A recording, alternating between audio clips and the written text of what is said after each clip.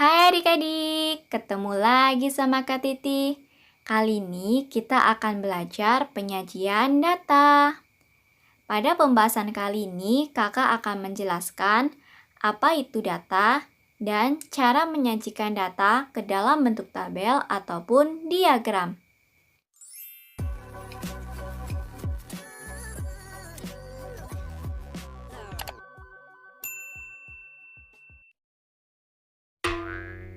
Sebelum masuk materinya, adik-adik jangan lupa tekan like, komen, dan subscribe channel kakak ya. Adik-adik, apa sih data itu? Nah, data adalah informasi atau fakta yang diperoleh dari suatu pengamatan. Nah, data ini bisa berupa angka, lambang, atau keadaan objek yang diamati. Data dikelompokkan menjadi dua. Yang pertama ada data kuantitatif. Nah, adik-adik, data kuantitatif ini berbentuk angka atau bilangan. Nah, yang kedua ada data kualitatif. Kalau data kualitatif, datanya itu bukan berupa angka ataupun bilangan. Nah, kemudian ada cara yang digunakan untuk mengumpulkan data. Cara yang pertama yaitu wawancara. Adik-adik, dengan wawancara, data itu diperoleh dengan menanyakan langsung ke respondennya. Cara yang kedua yaitu dengan menggunakan angket. Kalau menggunakan angket, data diperoleh dengan menyajikan variasi pertanyaan sesuai dengan topik yang diteliti. Cara yang ketiga yaitu observasi. Kalau observasi, data diperoleh melalui pengamatan langsung. Kita mengamati langsung terhadap objek yang akan diteliti. Setelah kita mengumpulkan data, selanjutnya kita sajikan data tersebut baik ke dalam bentuk tabel ataupun diagram. Penyajian data ini dilakukan dengan cara yang pertama yaitu tabel.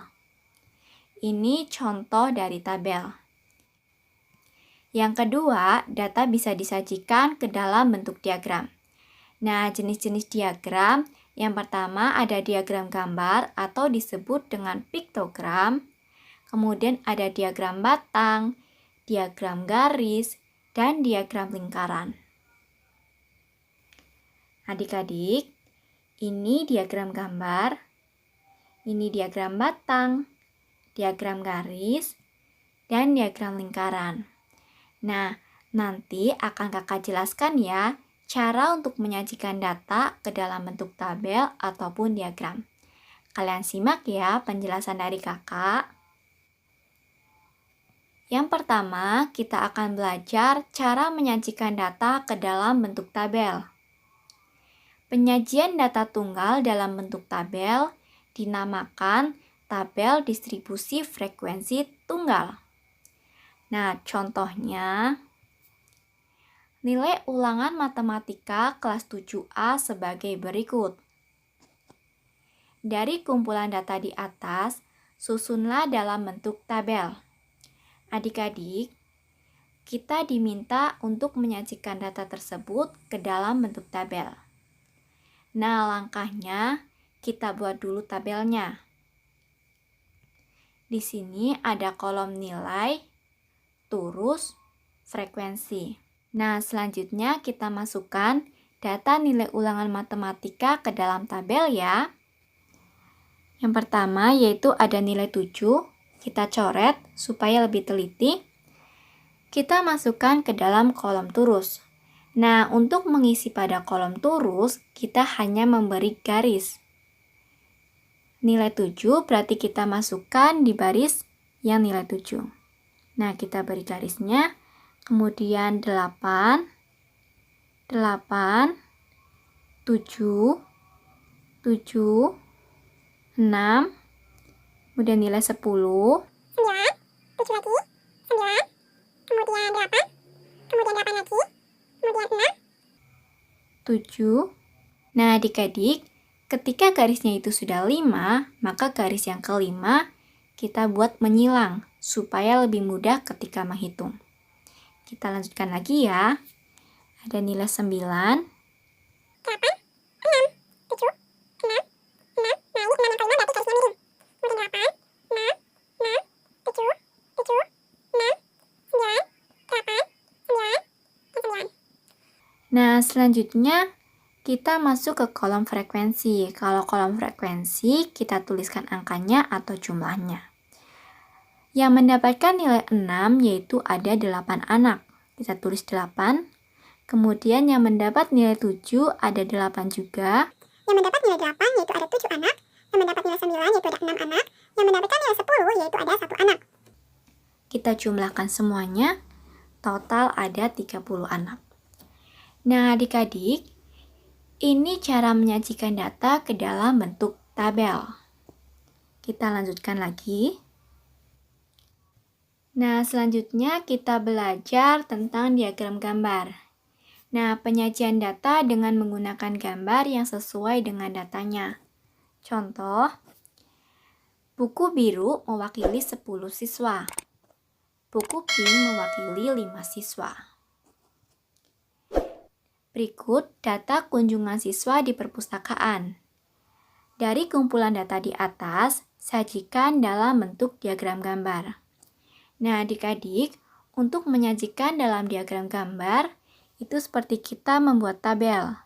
Hanya saja, kita tuliskan ke dalam gambar. Coba perhatikan, pada hari Senin ada 25 siswa. Perhatikan gambarnya. Buku biru mewakili 10 siswa, buku merah mewakili 5 siswa. Nah, jika ada 25 siswa, maka gambarnya yaitu biru, biru, pink. Kemudian kalau hari Selasa ada 20 siswa, berarti gambarnya yaitu biru, biru. Karena buku biru mewakili 10 siswa. Kalau 2 buku berarti 20 siswa. Kemudian hari Rabu ada 10 siswa, berarti gambarnya 1 buku biru. Kalau hari Kamis ada 30 siswa, berarti gambarnya yaitu buku biru, biru, biru. Bukunya ada 3. Nah, sedangkan hari Jumat jumlah siswanya yaitu ada 15, maka gambarnya biru, pink.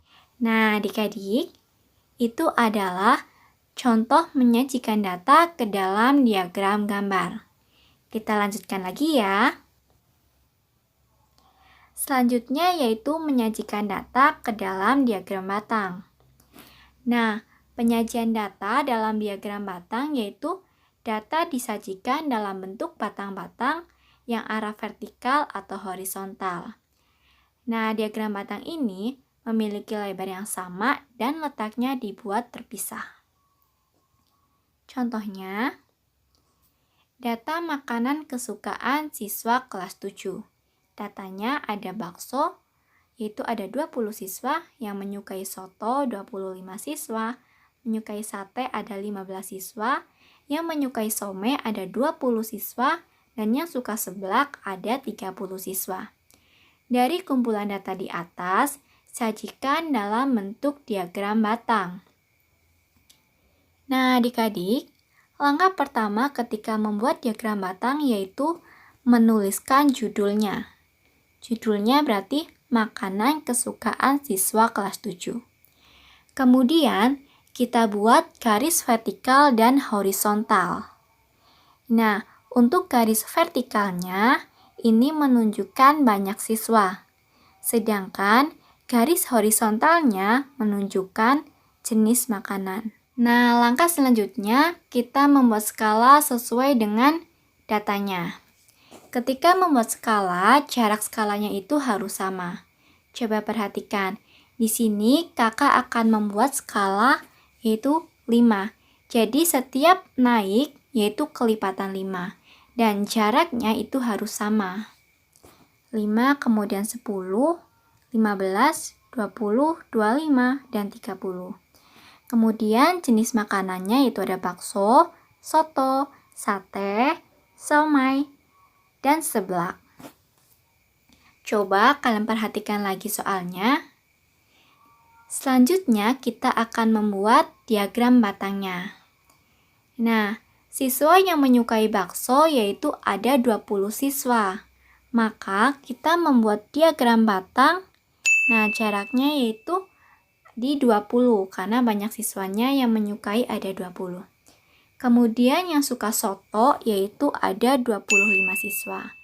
Yang menyukai sate ada 15 siswa. Yang menyukai somai ada 20 siswa. Dan yang menyukai seblak yaitu ada 30 siswa. Adik-adik, seperti ini cara menyajikan data ke dalam bentuk diagram batang. Yang perlu diingat, ketika membuat skala, jaraknya itu harus sama.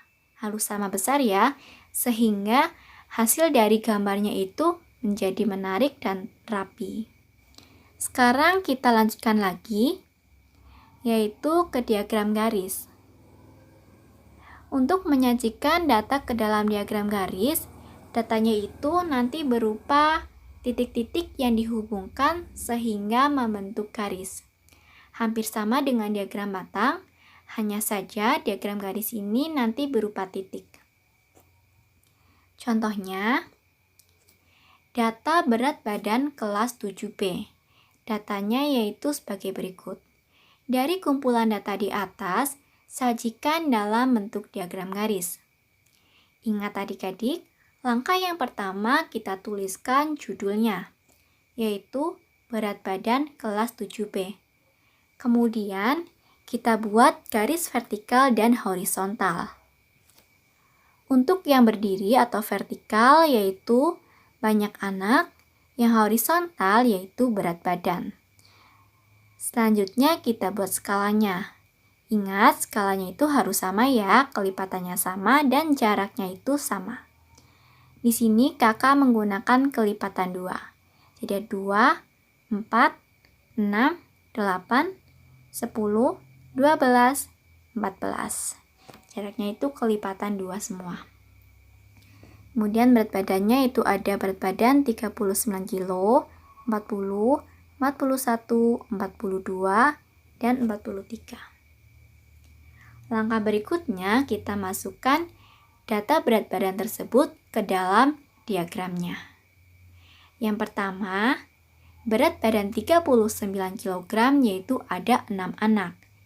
Nah, berarti kita buat titik di sini. 39 kilo ada 6 anak. Kemudian kalau 40 kg, siswanya itu ada 10 anak. Ketika membuat titiknya itu harus lurus ya, sesuai dengan jaraknya. Kemudian kalau 41 kg ada 12 anak, yang 42 kg ada 8 anak, dan yang 43 kg ada 14 anak. Nah, setelah semua data itu kita masukkan ke dalam diagram garis, langkah selanjutnya yaitu kita hubungkan titik-titiknya.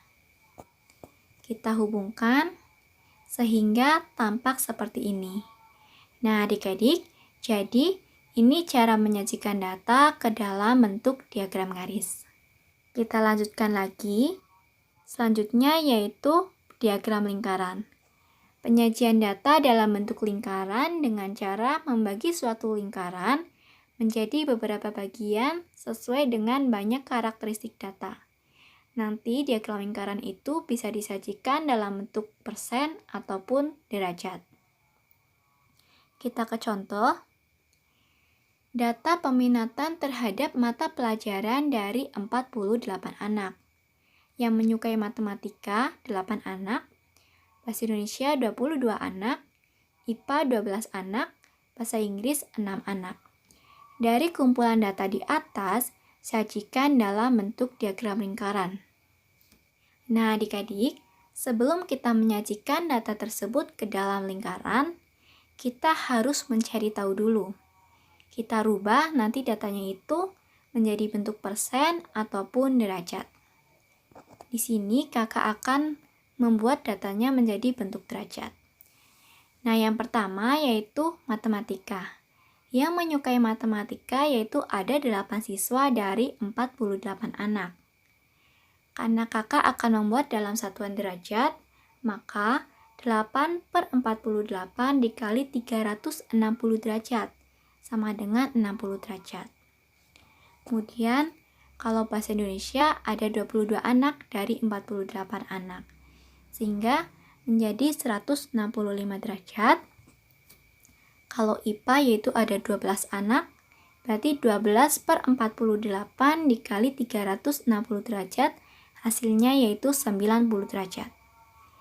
Kemudian yang menyukai bahasa Inggris yaitu ada 6 per 48 dikali 360 derajat sama dengan 45 derajat. Nah adik-adik, ketika menyajikan data ke dalam diagram lingkaran, kalau menggunakan satuan derajat, berarti dikalikan dengan 360 derajat. Nah, kalau dengan satuan persen, berarti nanti dikali dengan 100%. Setelah kita menghitung semua datanya, langkah selanjutnya yaitu kita masukkan ke dalam diagram lingkaran.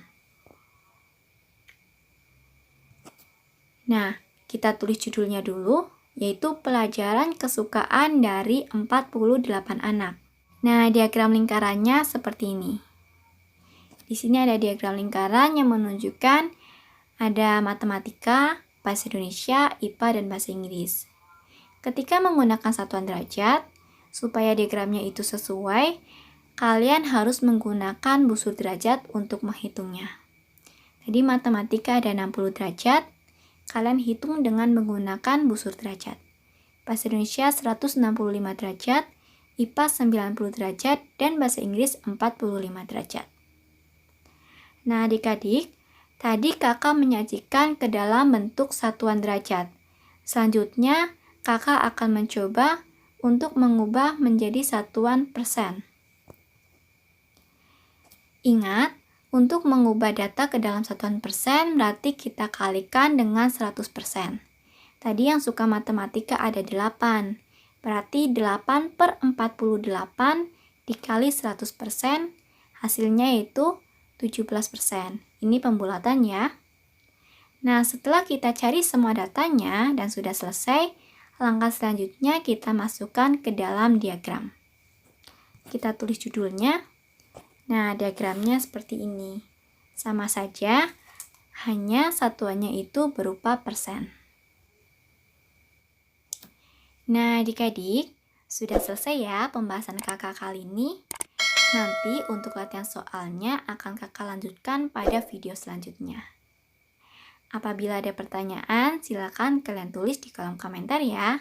Terima kasih.